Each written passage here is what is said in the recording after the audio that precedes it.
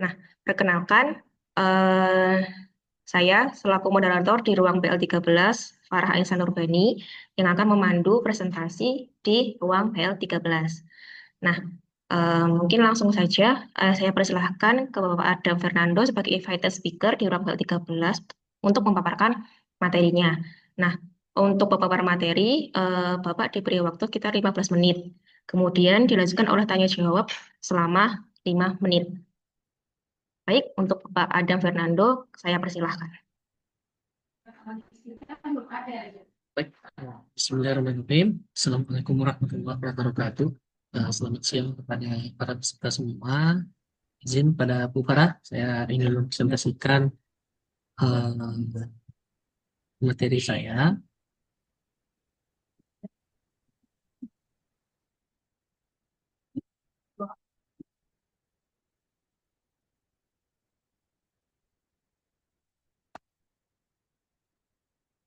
Sudah terlihat, Bu? Sudah, Bapak. Oke, baik. Bismillah. Saya ingin mempresentasikan, sebenarnya saya ingin mempresentasikan sebuah buku saya, tapi pada dasarnya eh, apa yang akan saya presentasikan ini merupakan buah pikir dari rekan-rekan sejawat saya juga yang terlibat dalam penyusunan penelitian ataupun juga dari buku ini. Topiknya adalah berkaitan dengan desain berpikir kritis dan reflektif berbantuan artificial intelligence. Dan ini sedikit perkenalan dari saya. Saya adalah dosen dari program studi pendidikan biologi Unggah di Kepulauan Riau. Dan ini sedikit latar belakang saya. Saya adalah alumni dari UNP, satu dan S2-nya. Kemudian penelitian saya berkaitan dengan AI sebelumnya itu berkaitan dengan analisis akurasi jawaban dari soal tes biologi menggunakan ChatGPT. Dan ini kira-kira beberapa buku yang pernah saya tulis, termasuk buku yang terbaru yang akan saya bahas pada eh, kesempatan kali ini. Adapun beberapa poin penting yang akan dibahas, singkat saja, ada 4. Yang pertama, berkaitan dengan AI dalam pembelajaran.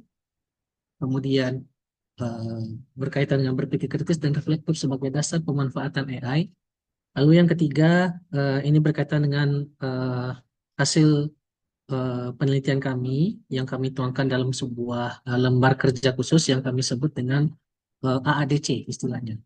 AADC itu panjangan dari AI Assisted Design Thinking Canvas. Nanti akan saya jelaskan seperti apa. Dan contoh penggunaan AADC ini dalam pembelajaran biologi terutama akan saya paparkan dalam 15 menit ini.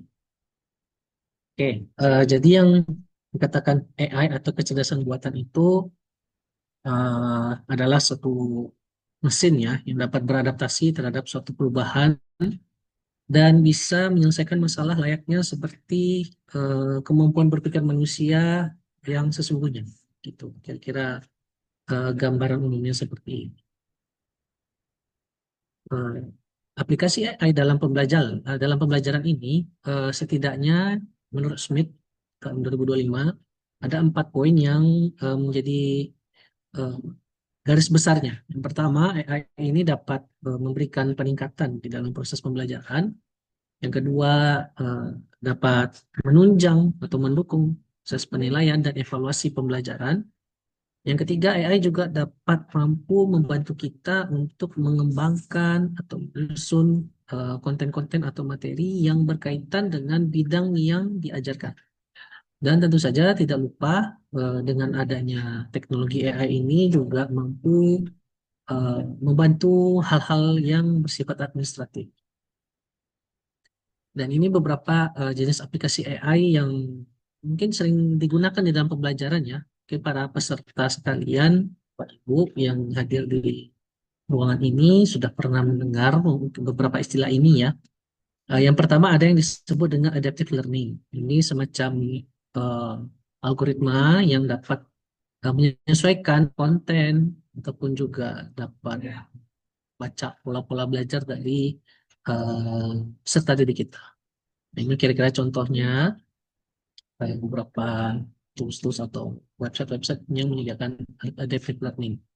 Kemudian ada ITS. ITS ini tutor digital berbasis AI. Ini mungkin sudah pernah juga dari beberapa kita mengenal istilah ini.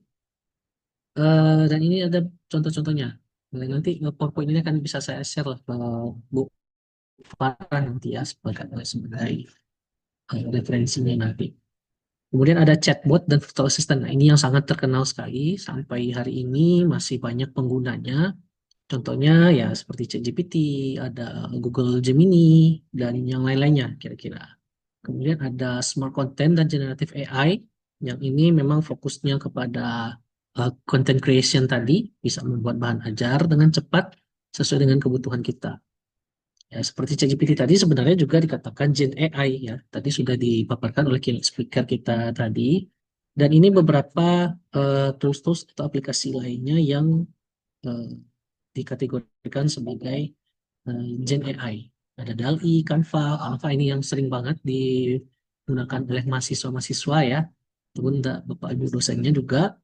Ada Wayground. Kalau dulu namanya Quizizz, sekarang namanya Wayground. Dan ada Quizlet dan yang lainnya. Sebenarnya masih banyak lagi contoh-contohnya. Dampak AI dalam pelajaran, nah, mungkin kita sudah bisa merasakan ya antara dampak positifnya, kira-kira gambarnya seperti ini. Ya, beberapa penelitian juga sudah menyatakan bahwa AI ini dapat meningkatkan keterampilan berpikir kritis, juga bisa dapat meningkatkan hasil belajar, dan yang lain-lain. Termasuklah melatih keterampilan berpikir reflektif juga. Namun di satu sisi juga eh, dampak AI ini juga memiliki dampak yang negatif juga terkait masalah integritas akademik itu sangat jelas. Lalu masalah akurasi jawaban yang diberikan, terutama ketika mahasiswa sering menggunakan tools Gen AI seperti ChatGPT, Google Gemini, dan yang lainnya. Lalu masalah bias informasi ini juga perlu diperhatikan.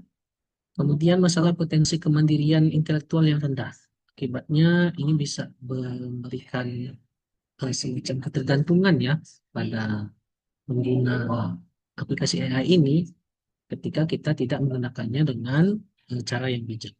Dan yang paling penting lagi adalah AI ini juga belum dapat memberikan pendidikan moral yang menurut saya tidak akan bisa dan tidak akan pernah dicapai gitu ya. Kita belajar moral, etika, attitude itu dengan AI, saya rasa masih sulit untuk dilakukan gitu. Kemudian pada poin berikut ini saya menjelaskan bagaimana sebenarnya kita perlu eh, menggunakan keterampilan berpikir kritis dan reflektif sebagai dasar kita untuk menggunakan beragam jenis teknologi AI ini dengan optimal. Jadi kalau eh, para peserta bisa lihat dari skema seperti ini, katakan misalnya eh, kita menggunakan ChatGPT, itu banyak sekali informasi-informasi yang kita dapatkan. Tergantung dari prompt apa yang kita ketik di toolsnya, juga akan beragam informasi yang dihasilkan oleh aplikasi ini, terutama aplikasi yang bersifat Gen AI tadi. Nah, dari beragam informasi tadi, ini tentu tidak semua yang akan kita gunakan ya dalam eh, pemikiran bijak kita. Semua informasi-informasi ataupun output yang dikeluarkan oleh AI itu perlu kita telaah dulu. Nah, bagaimana cara menelaahnya? Tentu dengan eh, meningkatkan kemampuan berpikir kritis dan reflektif kita agar kita bisa memilih mana kira-kira yang betul-betul informasi yang sebenarnya yang dibutuhkan sesuai dengan eh, permasalahan atau solusi yang ingin kita capai dari suatu permasalahan yang kita ada. Jadi seperti itu. Maka perlu adanya dua kemampuan berpikir ini supaya kita tidak salah dalam menggunakan aplikasi AI ini. Ya, dan berikutnya ini komponen-komponen berpikir kritis dari Enis. Ini saya rasa tidak perlu saya jelaskan lebih karena ini sudah sangat familiar bagi para peserta yang mungkin pernah membaca tentang kemampuan berpikir kritis ya, setidaknya ada 6. Kemudian komponen berpikir reflektif ini setidaknya saya ambil dari ini walaupun referensinya sudah lama ya, eh, namun masih dipakai sampai sekarang. Ada reacting, comparing, dan contemplating. Reacting bagaimana kita memberikan respon terhadap masalah yang disajikan atau pertanyaan, kemudian kita bandingkan dengan pengalaman, dengan pengetahuan yang dimiliki. Lalu kita merenungkan atau sejatinya kita bisa menguraikan permasalahan dengan benar, dan kita juga perlu menentukan atau membuat kesimpulan seperti apa sebenarnya yang seharusnya kita berikan gitu ya. Nah, itu kira-kira gambaran dari komponen berpikir reflektif. Eh, Kemudian berdasarkan hasil studi literatur saya dari Papas di sini pada tahun 2010, ada suatu rekomendasi di mana perlu adanya suatu integrasi pada kemampuan berpikir reflektif yang tadi, kalau misalnya kita kaitkan ke dalam taksonomi belum revisi. Nah, ini para peserta semua juga mungkin sudah familiar ya dengan yang namanya taksonomi belum revisi dari level kognitif C1 sampai C6, remembering sampai creating. Nah, menurut Papas di sini cara untuk mengintegrasikan kemampuan berpikir reflektifnya bisa dilihat pada bagan ini yang kalau menurut Papas di sini disebut sebagai taksonomi reflektif namanya. Jadi misalnya pada tahap evaluating, evaluating di sini kan ada eh, justify, to judge, support gitu ya.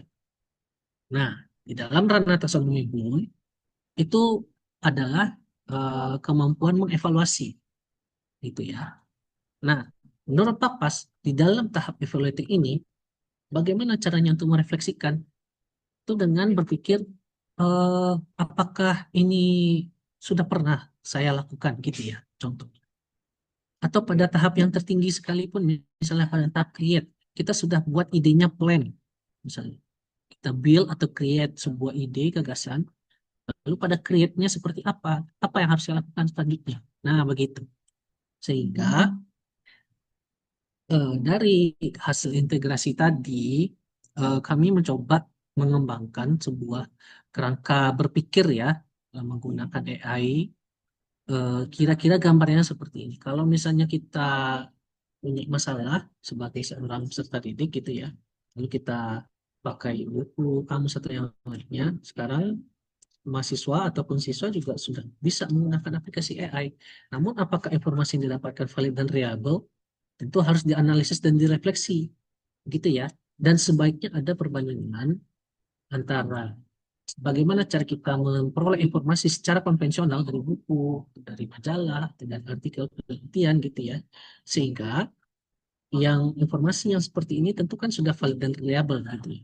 Lalu kita analisis dan kita bandingkan hasil kedua apa yang didapatkan, sehingga diharapkan dapatlah jawaban solusi yang valid berkaitan dengan topik yang ingin kita pelajari gitu. Jadi kira-kira sebaiknya dalam menggunakan apapun jenis aplikasi AI-nya, kira-kira harus seperti ini caranya kita dalam eh, mengembangkan atau memanfaatkan teknologi AI. Maka kami merekomendasikan di dalam proses pembelajaran fokusnya adalah bagaimana supaya kita tidak tertinggal oleh zaman dengan adanya teknologi AI yang canggih seperti ini, namun tidak melupakan kaidah-kaidah berpikir kritis dan reflektif yang tadi agar eh, daya pemikiran kita itu tidak tumpul atau tidak bergantung kepada teknologi yang canggih seperti AI ini. Maka kami coba membuat sebuah lembar kerja khusus yang kami sebut sebagai ya, AI Assisted Design Thinking Canvas. Seperti apa? Ini konsepnya. Jadi AADC ini adalah lembar khusus yang menggabungkan design thinking dengan AI untuk membantu peserta didik bisa berpikir kritis dan reflektif di dalam proses pembelajaran. Ketika proses pembelajarannya memanfaatkan tools AI, kami merekomendasikan menggunakan lembar kerja ini. Dasarnya adalah seperti tadi yang saya sampaikan di awal, bahwa dari sebuah integrasi teknologi AI, dan ini diperkuat juga dengan pendapat dari Elim 2024 yang dikatakan seperti ini. Jadi perlu adanya sebuah integrasi teknologi AI untuk meningkatkan kemampuan berpikir kritis dan reflektif.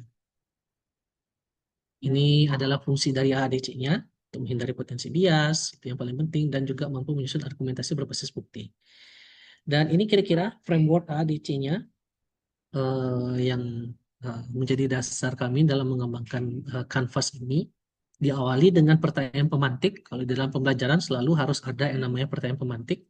Lalu pertanyaan pemantik itu kita jadikan sebuah prompt yang bisa dicari menggunakan tools AI tadi, apakah ChatGPT dan segala macamnya. Lalu peserta didik diharapkan bisa memahami dulu kata kunci yang dihasilkan.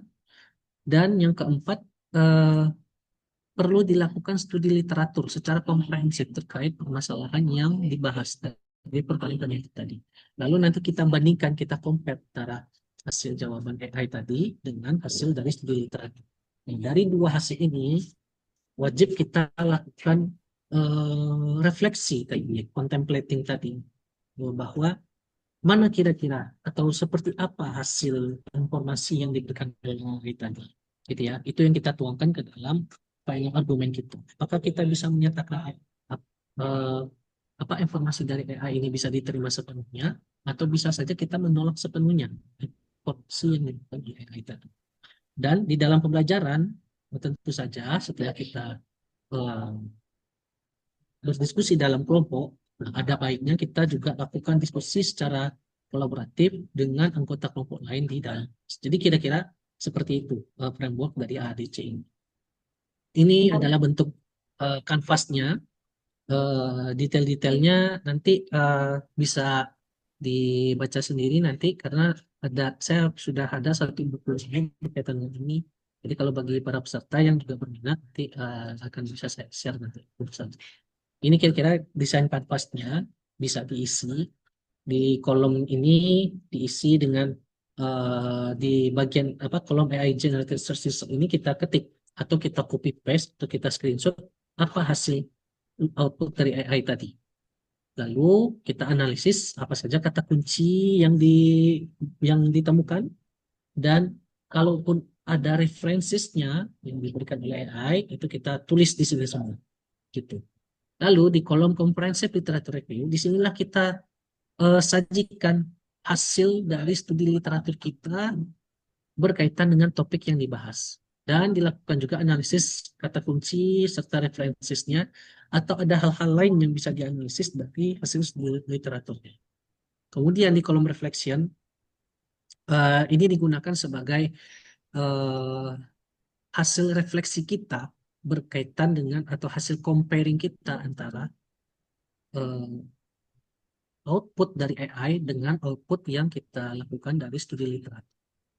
Dari hasil refleksi tadi, barulah kita bisa menyusun final argumen kita seperti apa terhadap informasi yang diberikan oleh AI ini. Apakah cocok dengan studi literatur yang kita lakukan informasinya, atau hanya sebagian saja yang bisa kita terima, atau justru kita tolak sama sekali. Nah, ini contohnya ya, saya pernah melakukan penelitian eh, untuk mengukur akurasi jawaban ChatGPT. Kebetulan waktu itu ChatGPT-nya masih versi 4.0 gitu ya, 4.0. Dan sekarang ChatGPT-nya sudah eh, ChatGPT 5 ya referensinya. Jadi saya coba jadikan pertanyaan ini kebetulan pada mata kuliah mikrobiologi yang saya ampu.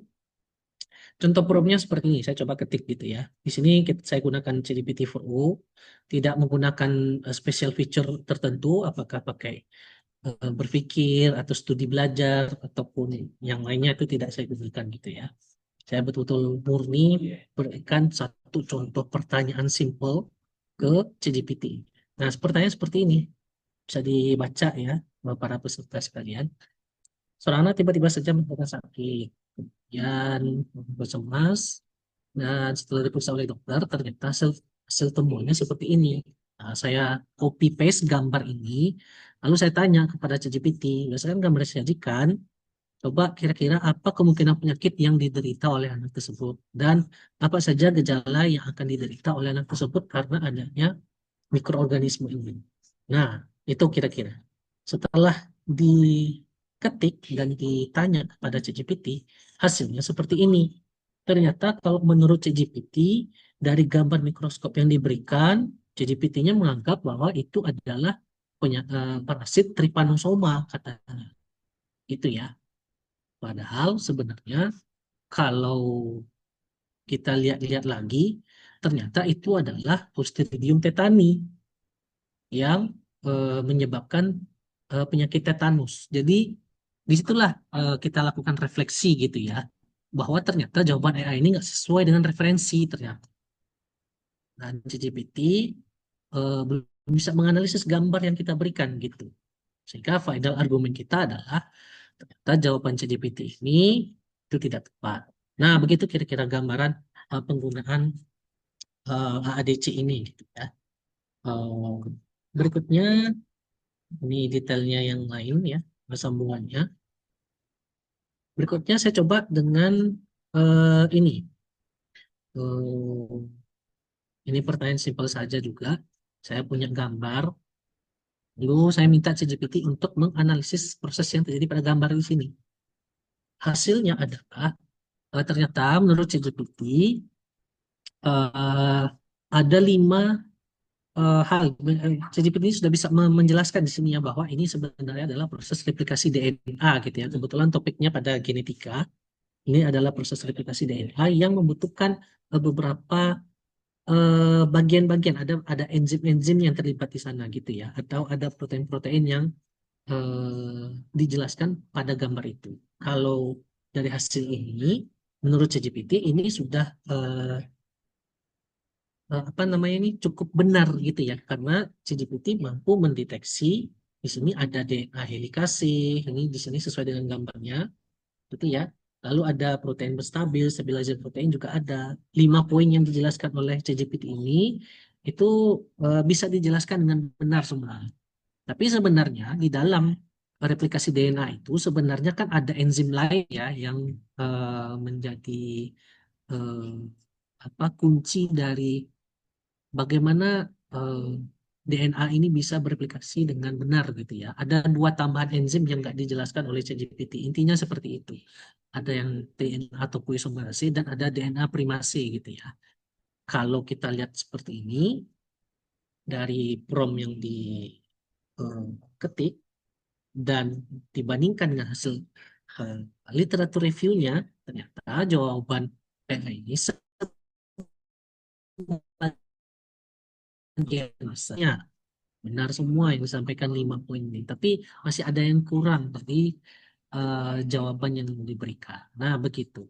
Jadi Canvas ini gunanya seperti itu ya, nih, Bapak Ibu semua dan para peserta sekalian.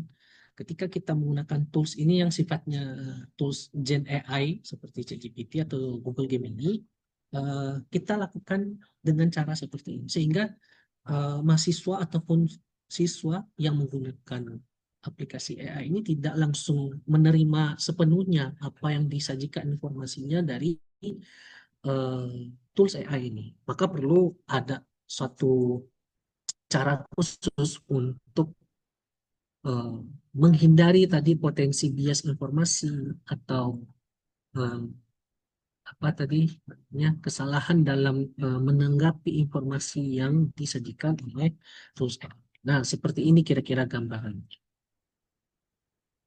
Jadi kesimpulannya, eh, penggunaan teknologi AI sekarang ini, menurut kami itu memang eh, perlu meningkat, kita perlu meningkatkan itu banyak ya. Ada keterampilan berpikir sistem, ada keterampilan berpikir komputasional dan yang lain-lainnya. Tapi dari 2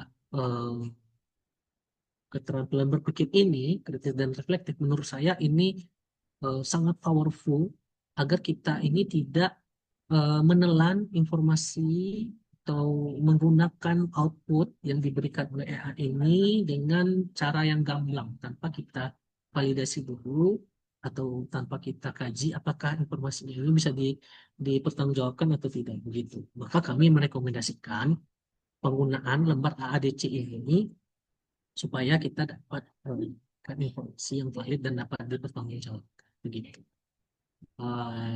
Dan Eh, ini sedikit promosi pada para peserta semua.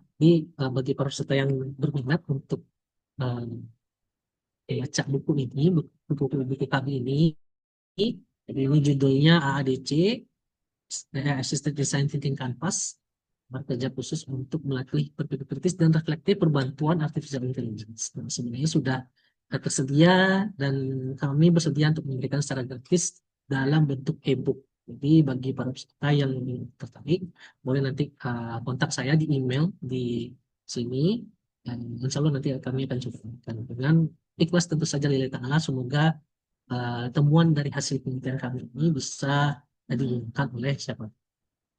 Begitu saja kira-kira eh, presentasi dari saya. Terima kasih. Dan saya kembalikan ke moderator. Assalamualaikum warahmatullahi wabarakatuh. Waalaikumsalam warahmatullahi wabarakatuh. Baik, terima kasih Bapak Adam. Mungkin dari peserta sekalian ada yang ingin ditanyakan ke Pak Adam berkaitan dengan materi yang disampaikan tadi.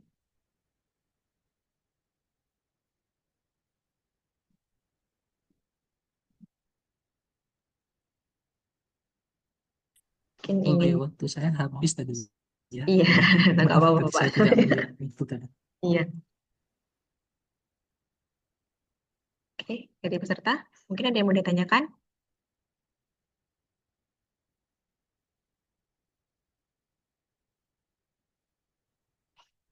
Oh, dari peserta tidak ada pertanyaan. Mungkin dari saya Bapak. Nah, tadi kan ada yang mengenai yang di rubrik yang di AADC itu, ada yang dari ChatGPT dan ada dari refleksi. Nah, untuk refleksi sendiri itu berarti kita mencari sendiri gitu, Pak, untuk yang refleksi itu, dari pemikiran kita sendiri seperti itu.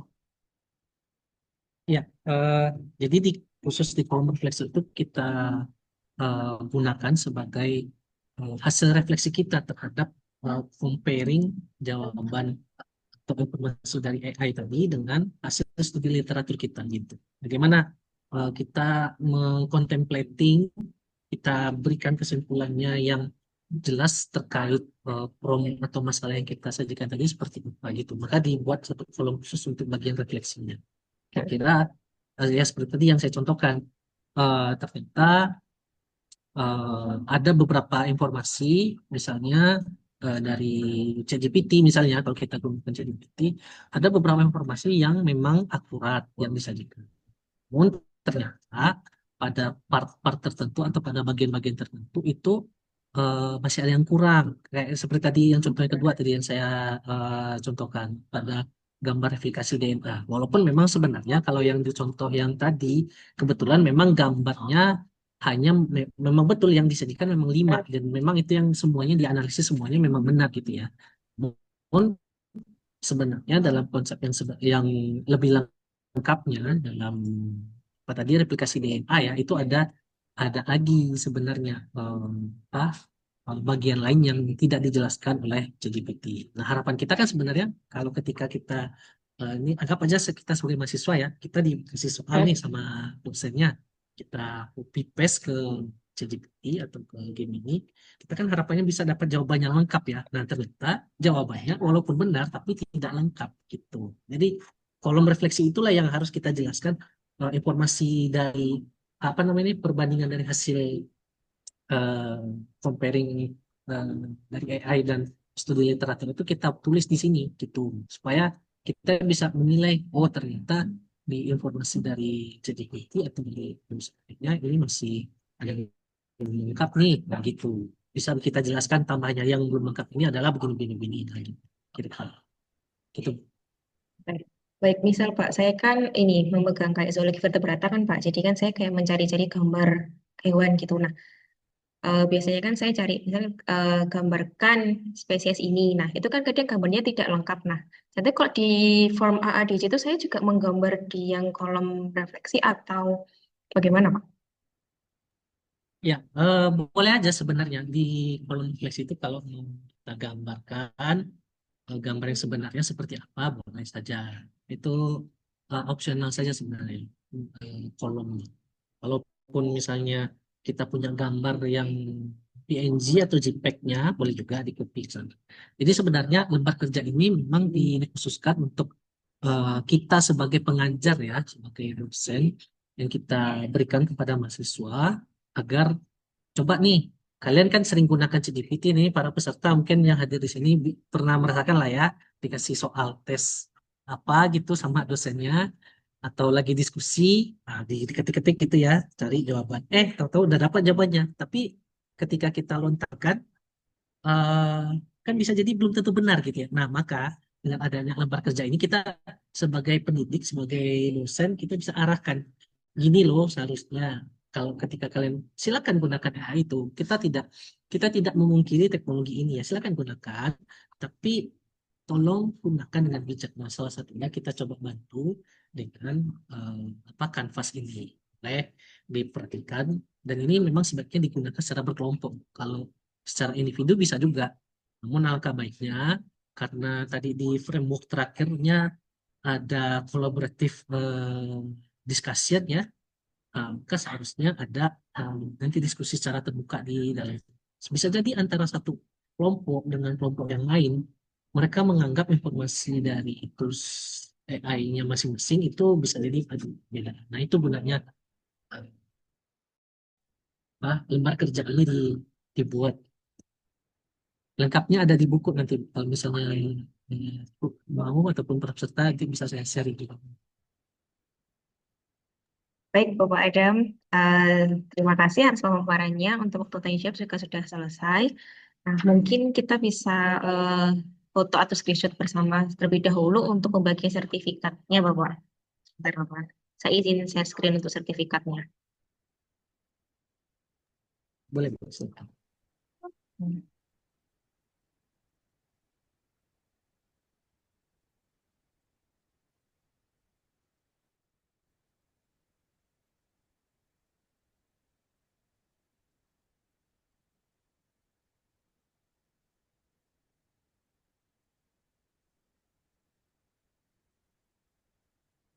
Apakah sudah terlihat ya, Bapak,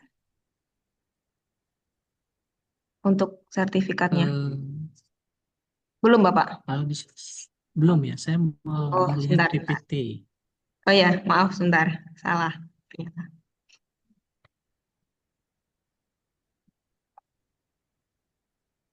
Oke, Bapak. Apakah sudah terlihat? Oke, sudah. Oke. Terima kasih para atas Ya, kesempatan dan sertifikatnya. Semoga oke, bermanfaat Bapak. apa informasi yang disampaikan. Ya, baik. Terima kasih, Bapak.